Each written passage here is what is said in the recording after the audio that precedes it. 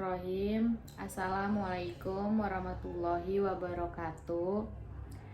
Pertama-tama yang saya hormati dosen pengampu selaku mata kuliah budaya organisasi, yaitu Ibu Sinta Herianti, SHMM. Sebelumnya, perkenalkan nama saya Puput Aryani.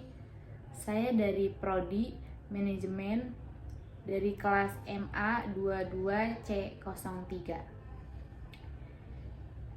Di presentasi kali ini saya akan membahas terkait budaya organisasi di tempat saya bekerja. Yang pertama, saya akan membahas visi misi dan filosofi organisasi di tempat saya bekerja. Visinya yaitu yang pertama, terwujudnya peserta didik yang agamis, berkualitas, berteknologi tinggi, dan berbudaya lingkungan serta berwawasan global. Yang kedua, efisiensi dan efektivitas sumber daya, pengembangan kurikulum, juga penyempurnaan sarana dan prasarana. Misinya yaitu yang pertama, meningkatkan keterampilan hidup yang terbimbing oleh iman dan takwa. Yang kedua, menggali dan mengembangkan potensi kompetitif dan positif. Yang ketiga, mengembangkan potensi diri yaitu kecerdasan, sikap mental atau ruhiyah dan fisik dengan pembinaan yang optimal. Yang keempat, mengaplikasikan ilmu pengetahuan dan teknologi. Yang kelima, mengembangkan sekolah yang berbudaya lingkungan dan berwawasan global. Filosofi organisasi menjadi sekolah yang peduli, inovatif, dan berintegratif yang mampu menghasilkan lulusan yang berkualitas dan berkontribusi pada masyarakat.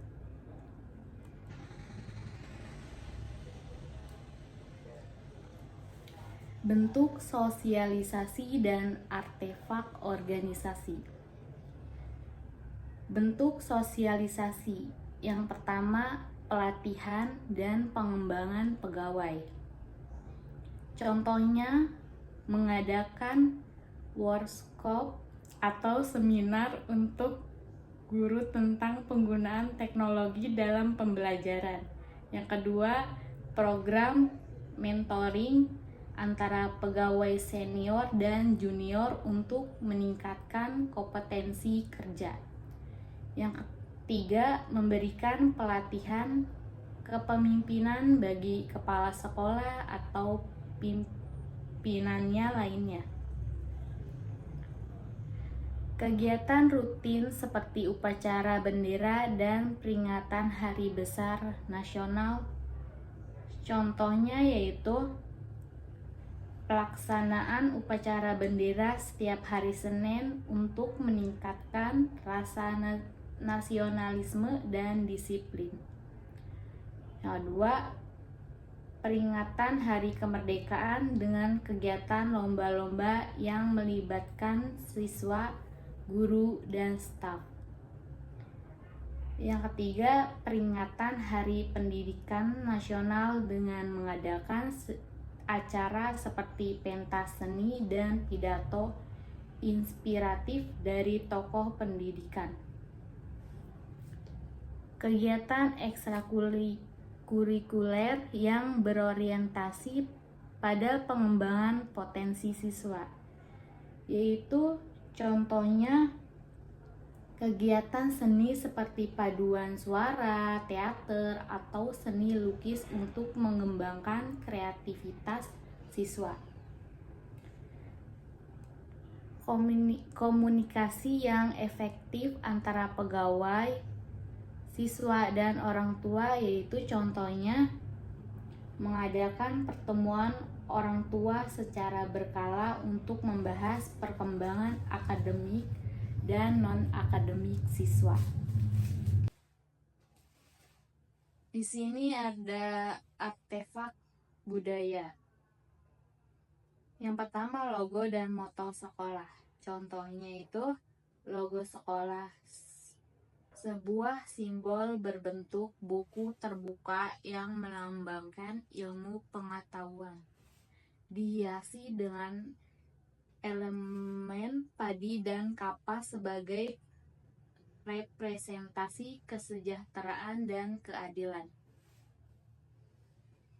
Moto sekolahnya yaitu berprestasi dalam ilmu, berkarakter dalam sikap, yang menggambarkan visi sekolah untuk menghasilkan siswa yang unggul dalam akademik dan memiliki nilai moral yang tinggi.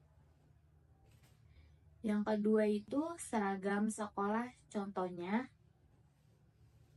seragam putih abu-abu untuk siswa reguler yang digunakan pada hari Senin hingga Kamis. Yang kedua, seragam batik khas sekolah dengan motif lokal yang dikenakan setiap hari Jumat sebagai wujud penghargaan terhadap budaya Indonesia. Yang ketiga, seragam olahraga berwarna biru dengan logo sekolah yang dipakai saat pelajaran olahraga atau kegiatan ekstrakurikuler olahraga. Lagu march sekolah. Contohnya tradisi masa pengenalan lingkungan sekolah yang disebut MPLS yang diawali dengan kegiatan pengenalan nilai-nilai dan sejarah sekolah kepada siswa baru. Yang keempat, tradisi dan ritual sekolah. Contohnya itu perayaan hari ulang tahun sekolah setiap tahun dengan berbagai kegiatan seperti pameran karya siswa, perlombaan antar kelas, dan pentas seni. Di sini ada budaya dan standar kualitas organisasi.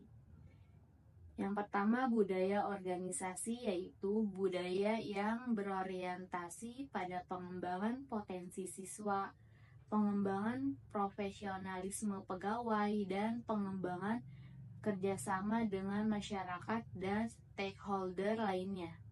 Yang kedua, standar kualitas organisasi.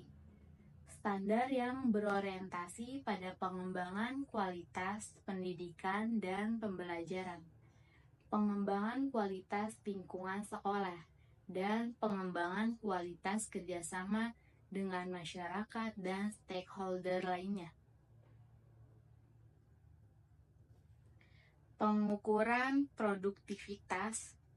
Pengukuran yang pertama, kualitas pendidikan dan pembelajaran melalui evaluasi hasil belajar siswa.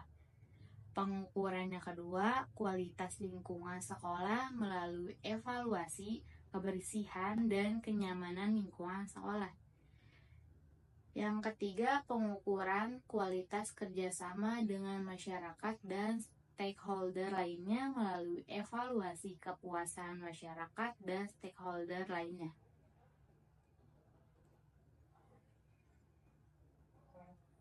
Bentuk inovasi dan kreativitas. Yang pertama, pengembangan program pendidikan yang inovatif dan kreativitas. Contohnya itu pengembangan kurikulum berbasis kompetensi. Yang kedua, pengembangan teknologi informasi dan komunikasi yang inovatif dan kreatif.